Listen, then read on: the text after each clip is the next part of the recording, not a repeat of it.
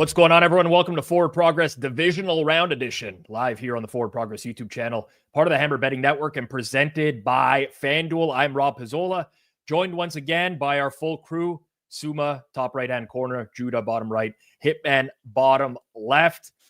Divisional round. Last week, we shifted gears. No official best bets on the show. Instead, we focused on giving actionable insights for every game. We're going to continue down that path this week. We'll break down the divisional round matchups. We'll help you make some more informed decisions. If you enjoy the content, don't forget as we get into it, hit that like button down below. Make sure you're subbed here on Forward Progress as well. It helps us grow and it keeps you updated with our future shows as well. Let's jump right into it. Divisional round previews start now. It's Chiefs and the Texans. It's a rematch of a battle that we saw a few weeks back. That was the game that Tank Dell unfortunately got injured for the Houston Texans. Since then, Kansas City's gotten Hollywood Brown back into the lineup, and they've had basically 2 bye weeks in a row, if you count that week 18, a bunch of starters resting at that point. KC minus 8.5 in the market right now. Judah, I'm going to open up here with you first.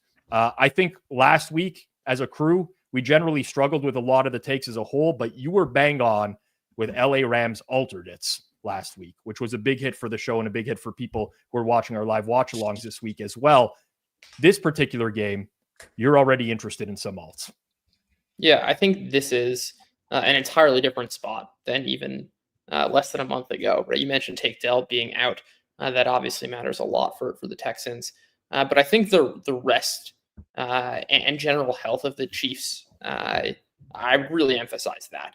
It's one thing for, we saw with the Rams, having a 37-year-old quarterback off a bye matters a lot. But getting Travis Kelce 2 weeks off in the middle of the season, getting DeAndre Hopkins some weeks off, having Mahomes' high ankle sprains healed, that matters a lot. And I also think on the other side of the ball, returning Jalen Watson, who by my counts has been one of the best cornerbacks in the NFL this season. He was like 95th percentile in his ability to prevent separation. Getting him back and having him replace Najee Johnson, who was well below average and not having a weak link there goes a long way, I think, on the defensive side. And I think that the Chiefs team kind of projects as a lot closer to the defense they were the first 6 weeks of the season and even closer to the team they were last year than what we've seen in the last few months, because that going from having a weak link at cornerback 2 and cornerback 3 to having one of the better players in the NFL, I think goes a long way. And certainly so in this matchup with Houston, who really has no one to win outside of Nico Collins. Kansas City plays a ton of man coverage. They've increased their man coverage rates in the playoffs each of the last few years.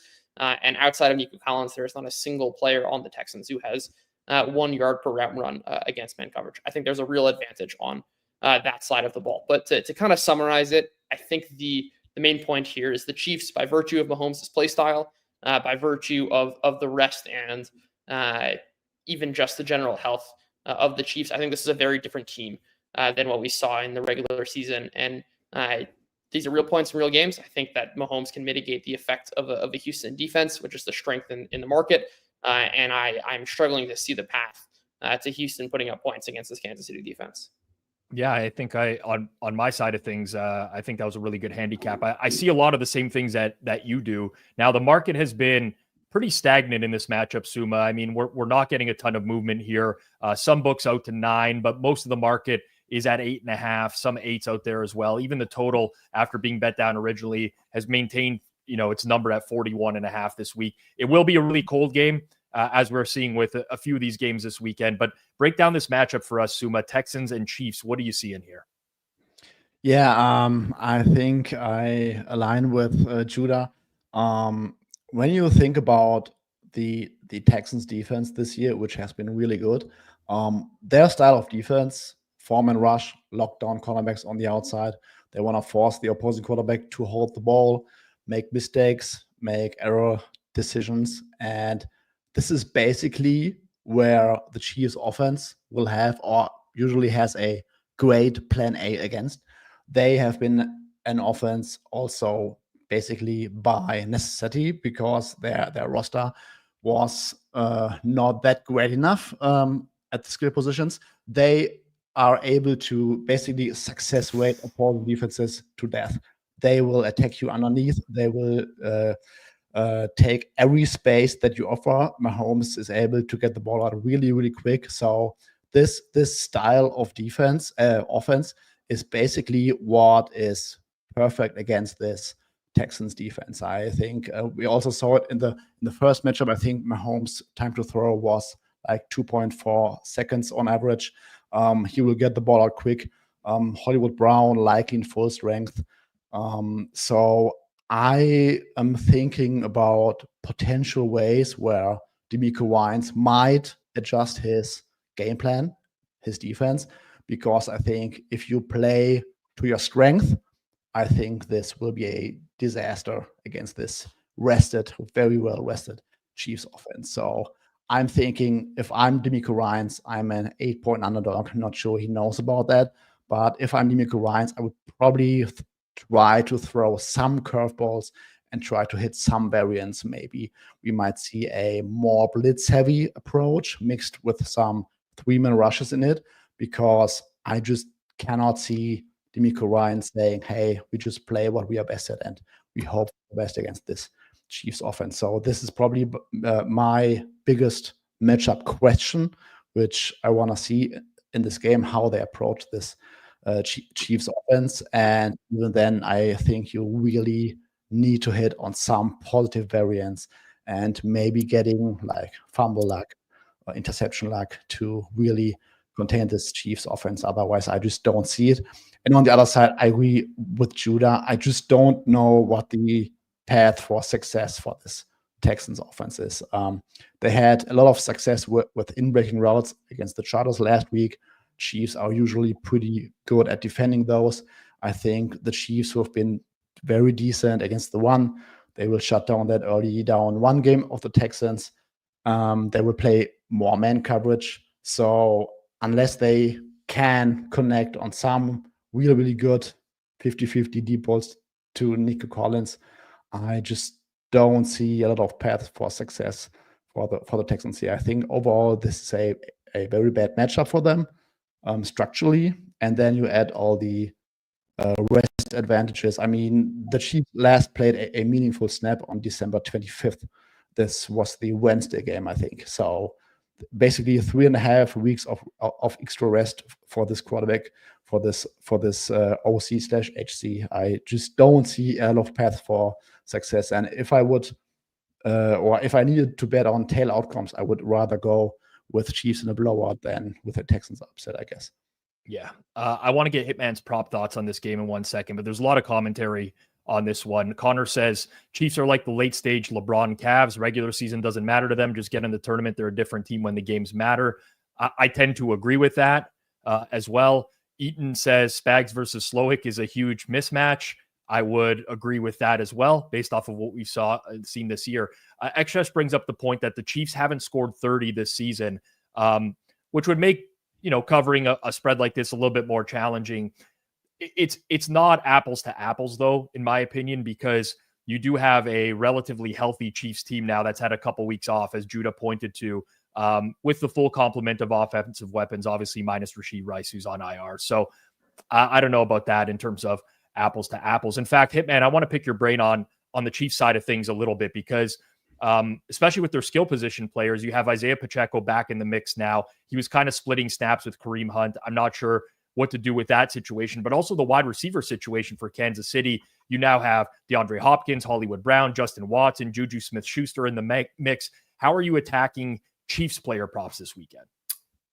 Coming into this week, I thought that I was going to be a lot bigger on Pacheco, just because I just feel like he's the way better player than Kareem Hunt. I mean, Kareem Hunt has a 33% success rate. Since Pacheco came back, he's, I believe, one of the least explosive running backs for explosive run rate in the entire league. I kind of have a little pause about it, just because the coach speak with Andy Reid he was asked about it specifically, and he said that he anticipated they'd kind of be doing it similar to how they've been doing it the past few weeks. How much I believe that, I'm not certain, just because I just believe logically Isaiah Pacheco is a lot better of a player than Kareem Hunt. Wide receiver wise, Kansas City, when Hollywood Brown came back, went a lot more 11 personnel. They ran 55 and 62% 11 personnel compared to 45% in the games where he didn't play. Versus Pittsburgh, their last meaningful game, the routes were Worthy 36, Hopkins 23, Juju 22, Brown 19, and Watson 12.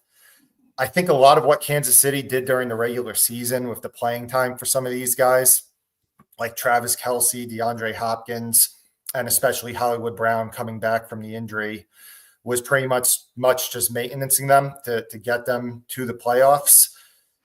I think that by far, DeAndre Hopkins and Hollywood Brown, the guys that were really getting maintenance, are a lot better than Juju Smith-Schuster and Justin Watson.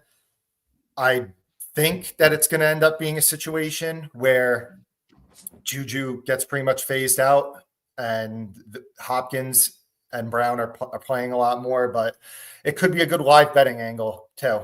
If you see that they are playing a lot more, maybe look to attack some overs if the market's not fully accounting for it.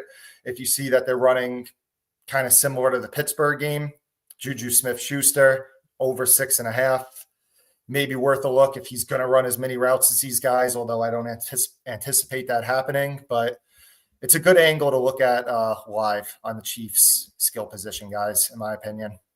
All right, Hitman talking Chiefs. Judah, you had a prop that you were looking at on the Texans side related to CJ Stroud. Yeah, looking at his passing under here, I think it's kind of just an outgrowth of, I think this is a Chiefs passing defense, which is much improved from where they've been the last bunch of months of the season. They've also been great on the run defense. And I think there's one angle to say that just means more volume, but the other way of looking at that is there are going to be plenty of stall drives, and Houston's not going to be able to generate enough first downs for them to accumulate play volume. And on the other side, we've seen this. Kansas City really slows the game down. If they're having the series success rate that I anticipate them having, I expect them to control the ball and Houston to not get that much volume and be inefficient in the volume that they do get, considering the state of the Kansas City defense. I'll be on Stroud's under here. All right. That's our breakdown of Kansas City, Houston. Hopefully you found that enjoyable. Before we get to the rest of the games, we do have 4 great games in the NFL this weekend for the divisional round of the playoffs. There's no better place to bet on these games than FanDuel One Sportsbook. We're big fans of FanDuel here on Forward Progress. Very fair sportsbook with tons of betting options available to you, tons of SGP options available to you. In my opinion, the best live product in the space as well in terms of uptime, the amount of markets that they offer as well. So right now, all customers can pump up your gridiron winnings with different promotions like a no sweat SGP and a live profit boost token on this weekend's games. FanDuel has tons of ways you can get in on the NFL action. You can bet money lines, spreads, player props, and more. Plus, with super simple live betting, lightning fast bet settlement, and instant withdrawals, FanDuel makes betting on the NFL easier than ever before. Just visit FanDuel.com/forwardprogress to download FanDuel today. You must be 21 plus and present in select states or 18 plus and present in DC. Opt-in is required. Bonus issued is non-withdrawable profit boost tokens. Restrictions apply, including token expiration. See terms for offers at sportsbook.fanduel.com. If you have a gambling problem, call 1-800-GAMBLER or visit fanduel.com/RG. Call 1-888-789-7777 or visit ccpg.org/chat in Connecticut. Visit mdgamblinghelp.org in Maryland. Hope is here. Visit gamblinghelplinema.org or call 800-327-5050 for 24/7 support in Massachusetts. 1-877-8-HOPE-NY or text HOPE-NY in New York. Moving on to our Saturday night game. We got the Detroit Lions hosting the Washington Commanders. The Commanders pull the upset of the Tampa Bay Buccaneers last week to get here. Detroit has been waiting for them, coming off of a bye week here. Taking a look at the market right now at FanDuel, Detroit pushing out towards a 9-point favorite, -8.5, -115. Total in the game is a whopping 55.5. Judah, I'm going to start with you here. Washington and Detroit, I believe you strongly lean towards one of these sides in this game. Yeah, I like Washington here, both on the spread and the money line. I'll give a case for the spread first. And obviously there were some 9.5s out here a few days ago, but this is kind of where the market opened, and I still think it's too high. I think the total kind of tells you what you need to know about this spot, which is that this game is going to be driven by the offenses. And I think that what it ultimately comes down to is like which offense is going to have the better game. And in the marketplace, like Detroit's going to score on anyone. They're averaging 3 points per drive. They're like number one in any drive metric, and basically all play metrics. They're also always going to show up better in drive metrics because they're so aggressive on fourth down, and most kind of per play models don't account for that late down relationship properly. But all that is to say, like, there's only so much better you can get than what the Lions have already been this season. That like the matchup with Washington's not all that different than kind of the base rate of success. Like you're not going to average 5 points per drive. You're not going to average 4 points per drive. Even if you played the worst NFL offenses over the course of the season, you're just not going to do that. So really what you're betting on essentially is that on offense, Detroit is so much better than Washington. And I don't think that's the case. Certainly not in this matchup. The Detroit defense, since basically the second half of the Thanksgiving game where they had their latest wave of injuries, has been, I think, a bottom 5 unit on pass defense. And like Sam Darnold played one of the worst games I've ever seen in week 18. And then like the second half, you got Minnesota in this negative game state, which kind of reinforced Detroit's strengths as a very aggressive, man-heavy, blitz-heavy team. It's a lot easier to play that style of defense when you're playing from ahead. All that is to say, like this Washington pass defense, the 5 weeks before that was bottom 5 in every metric. The Washington offense themselves, if you want to look at drive metrics, they're second in their drive scoring percentage. They're fourth in points per drive. They're fourth in series success rate. They've been great. And I think that 8.5 points is certainly too wide, especially when considering the context of this game and how much I think the offense is going to drive interaction. The point I'll make on the money line here is there's almost a natural variance to this game by virtue of how often these teams go forward on fourth downs. Like that's precisely the recipe you need if you are an underdog of this size. Like what this game might come down to is a bunch of high leverage plays where if you're an 8.5 point dog, you want that to be the case because there's a better chance that in a 1 game sample you can come out on top. Whereas if you're playing a kind of lower variance game and the better team has more chances to effectively express their skill, it's a lot less likely for the underdog to win.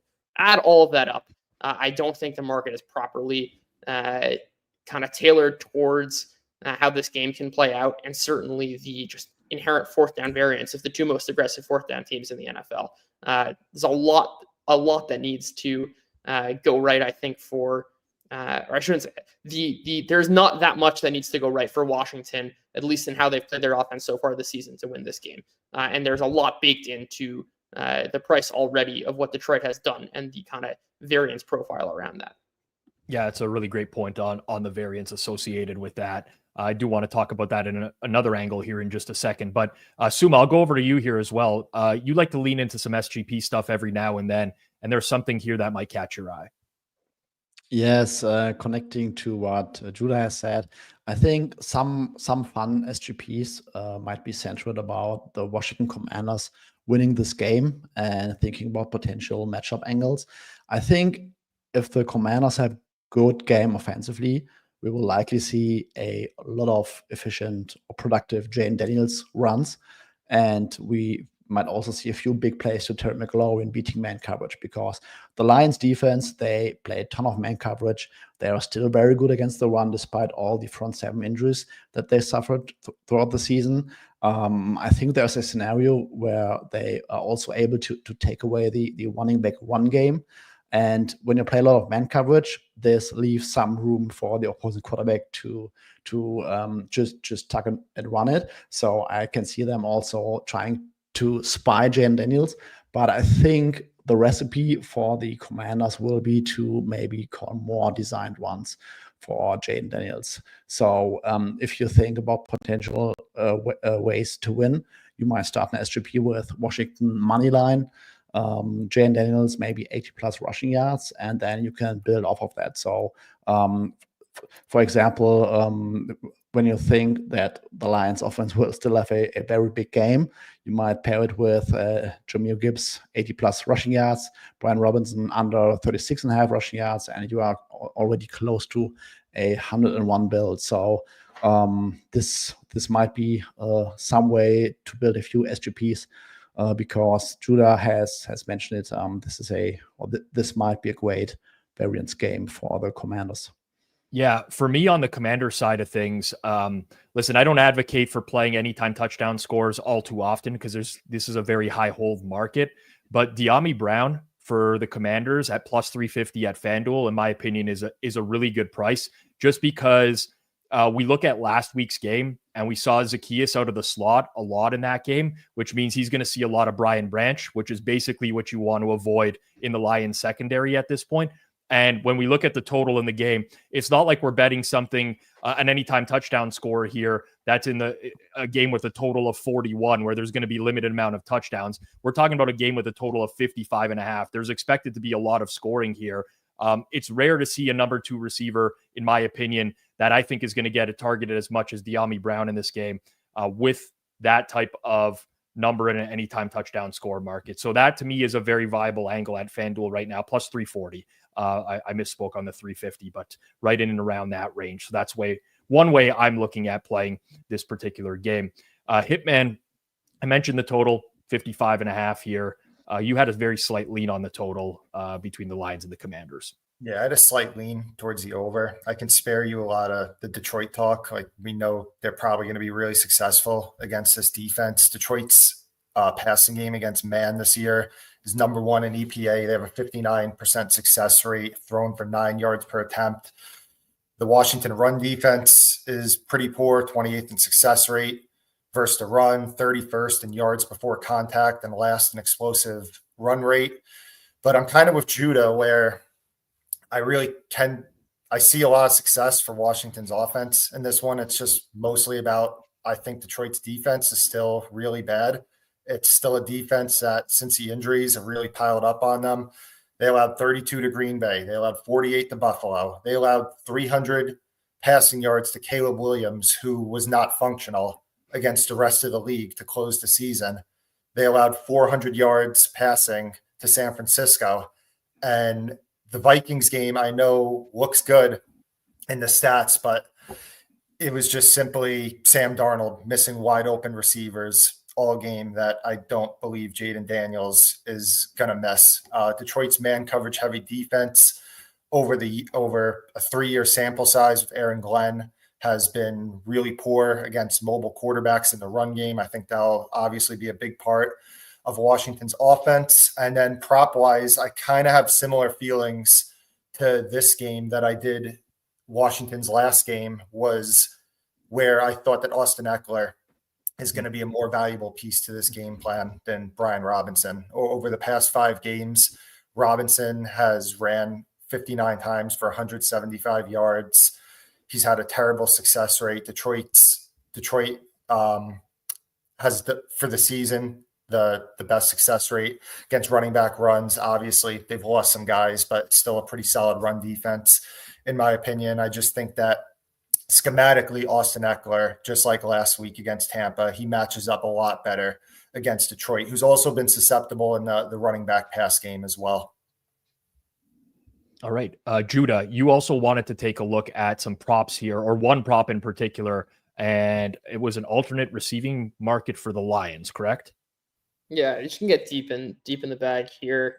Not entirely sure about the role that Khalif Raymond will have. He only played 3 receiving snaps in his return, but he was also fairly limited. It's been 2 weeks since then. Washington plays single coverage at the second highest rate in the NFL, where Khalif Raymond has earned a target on 32% of his snaps. He's got 3.2 yards per route run.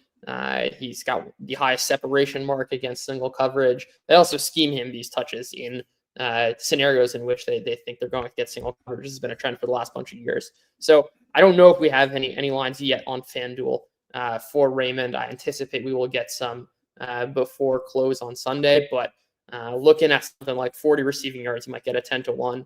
And I think they're going to scheme up a couple of plays for him in addition to if there's a chance that he gets back to the route share that he had before going down with injury. It's a look I really love against this Washington secondary. Yeah, players like Raymond will typically be posted a little bit later in the week down the depth chart on wide receivers. A few other things here I want to get to. Mojal asks, any total punts over underline out for this? Hitman, I know your uncle Steve Fezzik was talking about this with Ross Tucker earlier in the week and playing under on punts in this game. I would have to believe that that's been bet into place at this point now because it's such a talked about point, but I'm not sure if you have any opinion on the punts in this game, Hitman. It's not really a market that I pay much attention to just because there's not much liquidity in it. So, I mean, yeah, subjectively, I don't think there will be many punts in this game because both coaches are so aggressive on fourth down, but I'm not sure if it's going to be priced in or not. So not much of an opinion. All right. Connor says Jaden Daniels is the best QB in the NFC playoffs. Do we agree or disagree with that? I agree. Better than Hurts, I would say. I mean, for me, it would be between Daniels and Stafford. Washington's offense has been so good this year. And I really don't think they have good guys surrounding Jaden Daniels. Like Diami Brown and Zacchaeus as your 2 and 3 receivers. Zach Ertz cannot separate from man coverage. Their offensive lines had a lot of issues this year. Like that Bucs game, especially, like it was just him carrying this offense. They could not run the ball at all. Like it felt like a one-man show. So, yeah. I mean, I think so. I'm on the Daniels train as well. Seems like the chat does agree with that. Ekshesh brings up an angle. I like Washington first quarter. I think Quinn will receive the ball if they win the toss. There was also something familiar like this last week, correct, Hitman, with the Washington-Tampa Bay game? I think it was Tampa and Green Bay tend to take the ball more than the average team. I'm not sure, to be honest, on what Washington has been doing, but I mean, if you think that and it's not accounting for it, like, yeah, that first quarter spread looks pretty good, or especially a team to score first. But I don't have a high confidence level, and it's personally something I haven't looked into. All right. Sammy says, do you think Montgomery back is bad for the over? Lines may be more run heavy with him back. Honestly, I think Montgomery is just a worse player than Gibbs overall. I think it's worse for the Lions. Like, not that it's making a huge impact on the game, but Gibbs is such a dynamic player. Not having him on the field for like 90% of the snaps, and I'll say like kind of wasting some of them. I'm not disrespecting Montgomery. I just think it's actually worse for the Lions than Montgomery is back. It kind of feels like, if you've ever heard the story, Barry Switzer, when he was the coach at Oklahoma, he was telling his team, like, make sure that you do not injure Thurman Thomas in this game because the backup is Barry Sanders and you don't want to play against this guy. Like, it kind of feels that way when David Montgomery is in the game. Like, you don't want Jahmyr Gibbs in the game. Yeah. Finally, Eaton says, any concern for Comey's fourth down conversion percentage regressing? So I saw Chernoff was talking a lot about this on Twitter this week and how they've operated at like a historically high rate. I mean, I wouldn't be so concerned with it. They just have a really good fourth down offense. They have a very dynamic quarterback who I would venture a guess that over his entire career is going to be well above average on fourth downs. That's just my opinion on that. Judah, I don't know about you, Suma, if either of you guys wants to jump in here. No. I agree with that. All right. There we go. All right. Tomorrow, 4 p.m. Eastern time, we got the Divisional Round Prop Bet Show live here on Forward Progress, presented by FanDuel. Host Jizzy J is running the show, but don't worry, he's got Hitman on board with him. One of the most respected prop bettors in the game. It pains me to say that, but it's true. If you got burning questions about any props for this weekend's games, tomorrow, 4 p.m. Eastern time, your chance to ask Hitman, but don't ask him anything related to music because apparently he's been living underground for the past 30 years. Doesn't know who Bono is. Don't even know how it's possible, but we've established that this week on Forward Progress. Can't make it live. No worries. We'll drop the show in audio format on Spotify and Apple Podcasts afterwards. You can listen on your commute. Hopefully see you there tomorrow, 4 p.m. Eastern time. Sunday's games. We started off with an NFC matchup. It is the Rams and the Eagles. This is another rematch. 3 of the 4 games this week are rematches of seasonal games. In the last time these teams played, the Eagles ran wild over the Los Angeles Rams. Saquon Barkley, massive game. The Eagles laying 6.5 minus 105 at FanDuel right now. Total in the game, 44.5. Juice towards the under. Suma, I'm going to start with you here to give a breakdown of the game. Rams, Eagles, break it down for us. Yeah, I think the Rams, especially their defense, will face a completely different opponent schematically and stylistically. This time, they got pressure on Donald. I don't even remember how many sacks he took, 8 or 9. The Vikings could not run the ball. And the Rams D-line and front, which is still very young and unproven, they looked phenomenal. But this is a completely different matchup. We saw it in week 12 already. The Rams look kind of solid against below average run games this season, but they really struggled against the better / good ones this season. This is an offensive line that is probably the number one in pass protection. So Jalen Hurts will probably on average get half a second more than Sam Darnold got. And I will be very interested to see how the Rams try to defend the one. Saquon Barkley has faced 8 or more guys in the box on 20% of his rushes this season. And the Rams, who usually play with more light boxes, had 8 or more guys in the box on 1/3 of their defensive snaps in week 12. And the Eagles went all over them. They averaged 0.49 EPA per rush due to all the big plays by Saquon Barkley.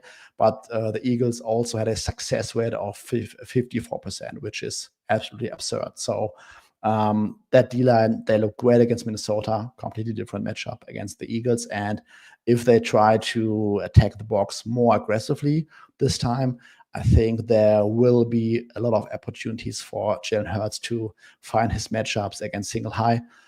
He will have more time than Sam Darnold had. And I think structurally, this is just a really, really tough matchup for a very still underwhelming or young Rams defense on paper. And on the other side, the Rams had a great game plan. Stafford was balling out. They used all these under center play action looks to their advantage. They were phenomenal against the blitz.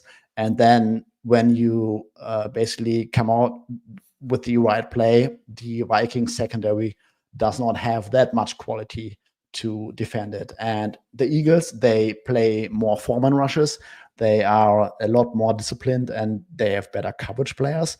So this is going to be a different matchup for the Rams offense as well, stylistically. And Matthew Stafford, he struggled against pressure, and especially when you can get pressure with a foreman rush this season. So I would expect Vic Fangio to really not blitz too often, play sticky coverage, and then basically force Matthew Stafford to beat him over the top from muddy pockets. And on that side of the ball, I also think this is not a great matchup for the Rams. I think the spread is very well justified, and I can see a scenario where the Eagles control the game, especially on the ground, and then Matthew Stafford and McVay will be forced into these pure drop back situations a lot more often as the game goes on, and that might play into the strength of the Eagles defense. Great matchup. Maybe the Rams can pull it off another time, but structurally, this is a very tough matchup for them.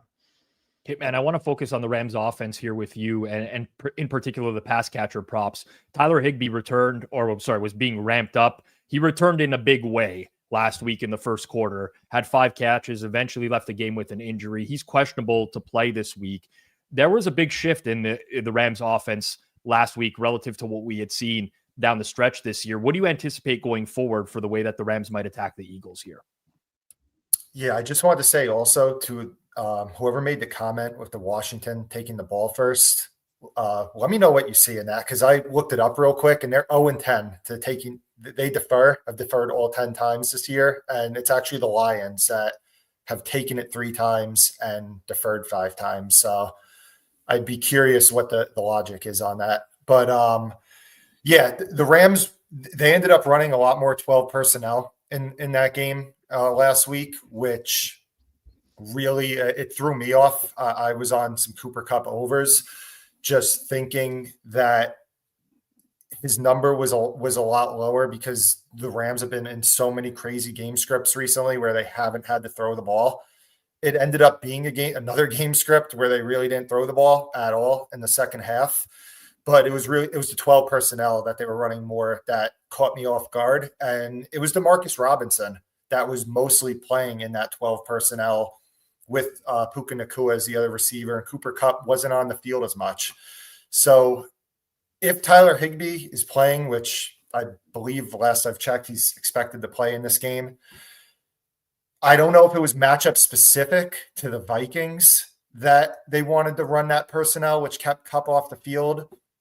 My guess is they probably end up going back to it a little bit more like they did last week because they are facing a really good pass rush in the Eagles, and Higbee had such a good game and they were so effective with it.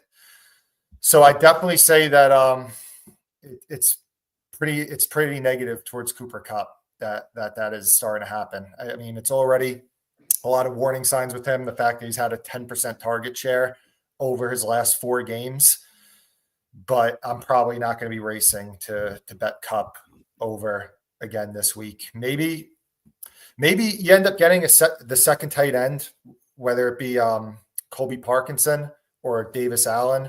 Maybe you look at an anytime touchdown at a really crazy price because typically the Rams are priced as if they're just always playing 11 personnel. Mm-hmm. So maybe you find the value bet in that. I haven't really looked at it, but that's just an idea that spontaneously thought of. Yeah, with Davis Allen and Hunter Long, the alternate tight ends there, usually priced in like 15-1 or higher. I saw 25-1 there as well. Could be potentially worth it. I was reading TA's breakdowns of the game this week, and this isn't something that's new. He's talked about this at other points this year, but then I started digging into it a lot further. And this is the Rams starting extremely poorly on the road this season. And I haven't had time to go back to previous seasons with Stafford and McVay, but it's something that's been extremely noticeable for them this year. Now, some of it's been weather related. You take the Thursday night football game against San Fran, and that was bad weather. But we're looking at a colder game for the Rams here in Philadelphia. We are looking at potentially rainfall in this game as well. The Rams have scored 3 first-half touchdowns this year in their 8 road games. 2 of those were at New England.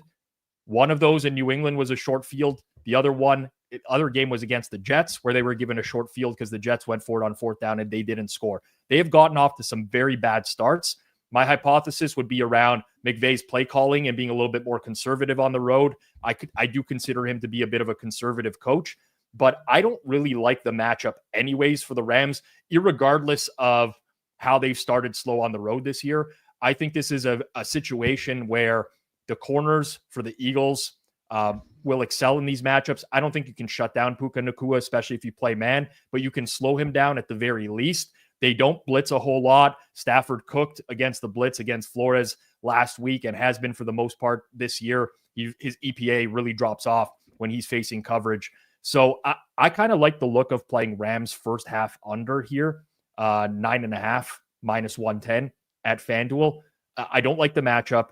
They are notorious for being slower starters, and I actually do think that that's sticky moving forwards and isn't just a bunch of noise.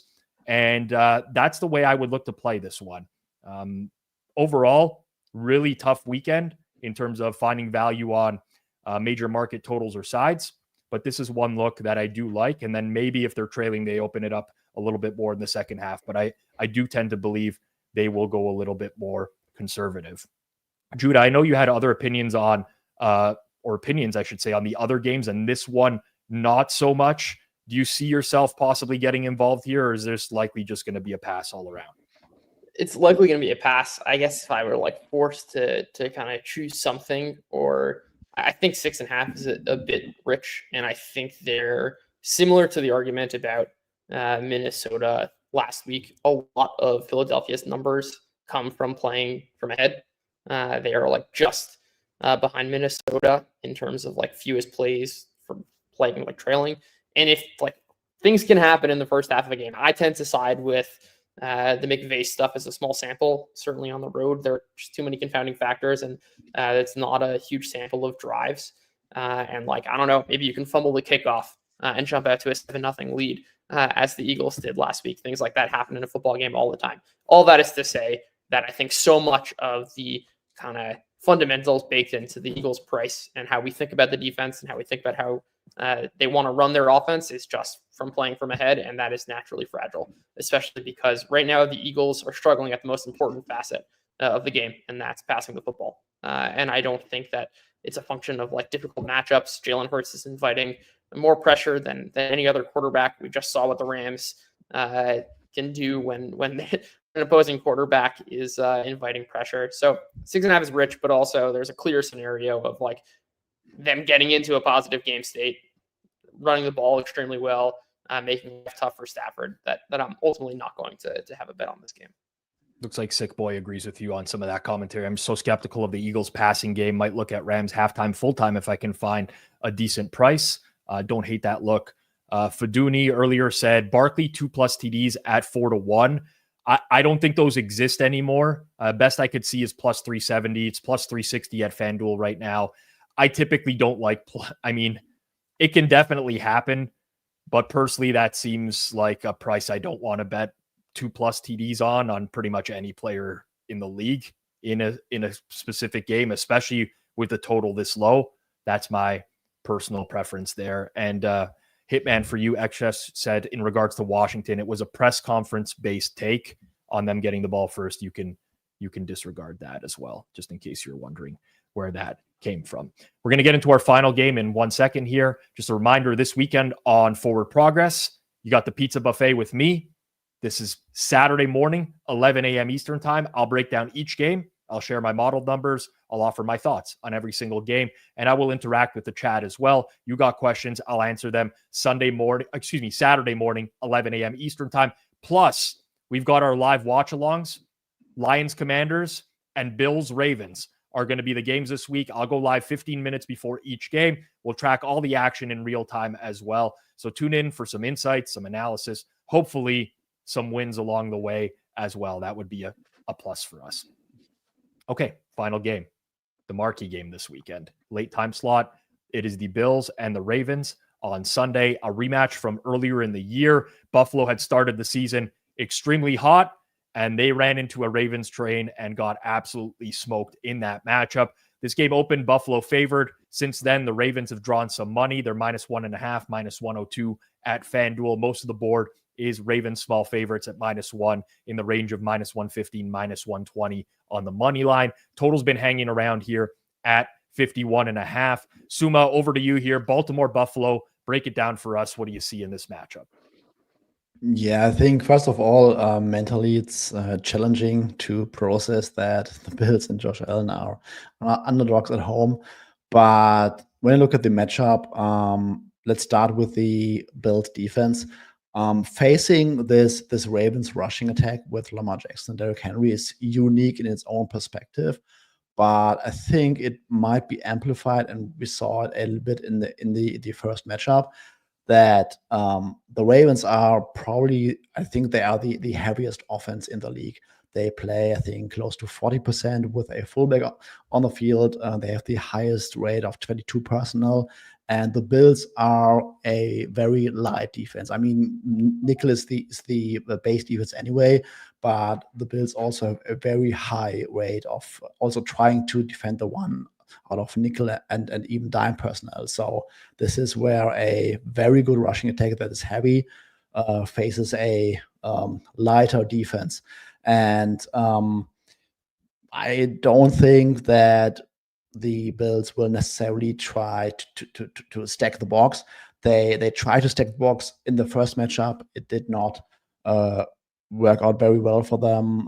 No, Zay Flowers is still a concern. I think it will still limit the Ravens in coverage against Taron Johnson and Matt Milano, but the Bills' defense, a pass defense, is not good to begin with, and I don't think they were really challenged against the Denver Broncos. So I think this might once again be a game where the Ravens can control this rear offense on the ground, and then Josh Allen will or might be forced into hero ball at some point, because the Bills were very good at running the ball this season, also out of a lot of heavy sets. Last week against Denver, I think every fifth one play was with a sixth offensive lineman on the field. And the Ravens are a very robust and heavy front that defend the one very well against like any kind of offensive formation. And I think they are very well equipped to take away all the schematic runs that the Bills want to run. And then it will likely, in my opinion, come down to Josh Allen really using the underneath passing game, which they have developed very well this season. And then we might also see more Josh Allen scrambling and runs to beat this Ravens defense. I slightly lean towards the Ravens here because I think that the matchup overall is simply better for them. I think they have more options because they can lean on their one game, which I don't think the Bills can. But yeah, it's also tough to go against Josh Allen. Yeah, good breakdown there, Suma. Hitman, I want to go to you for props here.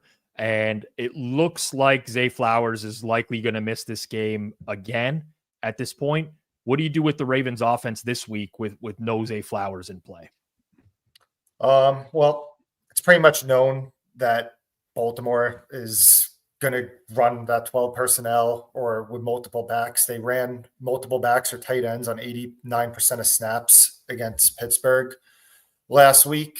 I'm interested to see how Buffalo is going to match that personnel. Buffalo typically does run not as much base personnel as other teams. I think Baltimore comes out and really tries to establish it in this game, because one thing that kind of stood out with me with Baltimore is they talked so much about that playoff loss against the Chiefs last year and how quickly they got away from the run in that game. And John Harbaugh was quoted, I think it was last week, saying something, we signed Derrick Henry, so that never happened again, where we got away from the run so quick and got away from our identity.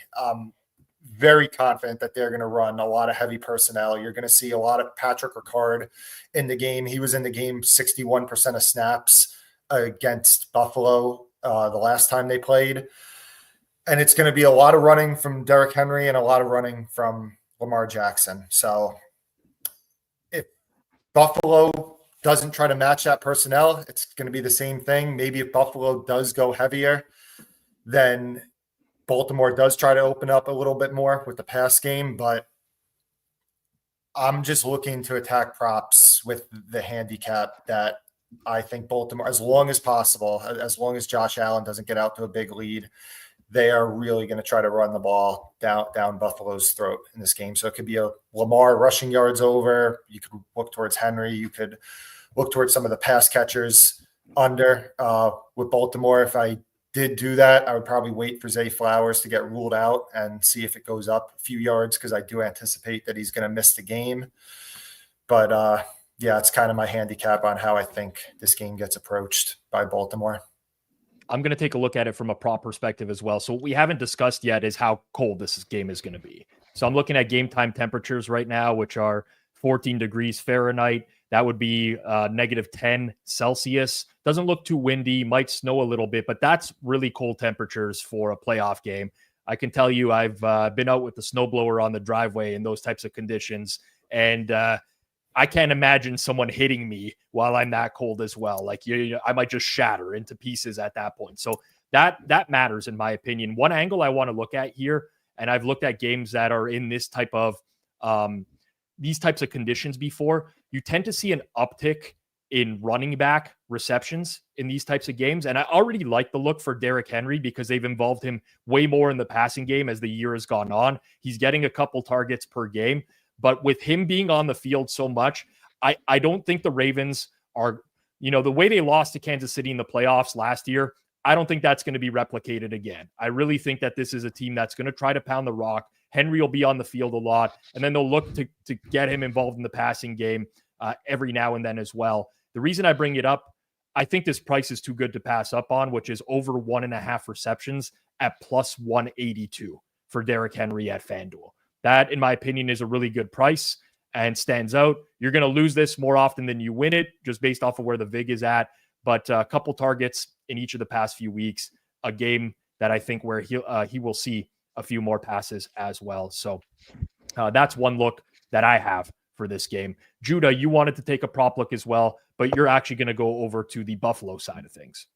Yeah, I think it's Josh Allen over passing yards, Josh Allen over pass attempts. Yards 235 right now on FanDuel, pass attempts 32.5. The Ravens are the probably the biggest pass funnel in the NFL right now. They've got one of the best run defenses. The Bills tailor their run pass splits according to the matchup. I anticipate them throwing a lot, which goes for the attempt side. And then even if Josh Allen's getting many attempts, he doesn't need to be that efficient. But it also sets up the Ravens defense is so good as they turn to a lot higher single high with Kyle Hamilton at deep safety. I think it magnifies or the defense looks a lot better when you're playing Tommy DeVito, when you're playing Bailey Zappi, and it's a little less good when you leave yourself exposed to explosive plays against a quarterback like Josh Allen, who's been dominant against single high looks that Baltimore has changed their defense to become. I just see this as a spot where if you look at kind of the medians where this is pricing, the Bills have had plenty of games in which Allen does not need to throw. And in the games in which he does throw, he's throwing for 275 to 350 yards. I think it's a lot likelier we see the scenario of not the Bills blowing them out and Allen throwing 25 times, but in either a negative game state or a neutral one in which Josh Allen's throwing 35, 36 times, probably dropping back 45 to 50 times, and him throwing with success against what I think is a pretty overrated Ravens defense. Cottage tends to agree here. Despite the late season stuff, I can't help but think the Ravens are vulnerable through the air. So that's one look. I do want to end on this, and I'm going to put everyone on the spot here. Just for the viewers and the listeners out there, I'm putting these guys on the spot. This game is pretty much a pick 'em. Let's pick the winner all around. So Suma, I'll go to you here first. Ravens, Bills, who wins? Ravens. Judah? Bills. Hitman? Buffalo. And I'm going to go Buffalo as well. I'm going to leave Suma on the island. Either way, I just hope Kansas City wins so we can get one of a juggernaut matchup in the AFC Championship next weekend and not the Texans as part of that. I know the people are clamoring for best bets. We ain't doing that. I mentioned it off the top. Thank you everyone for tuning in. The best bets are done for the year. We're not forcing stuff into pretty highly liquid, efficient markets right now.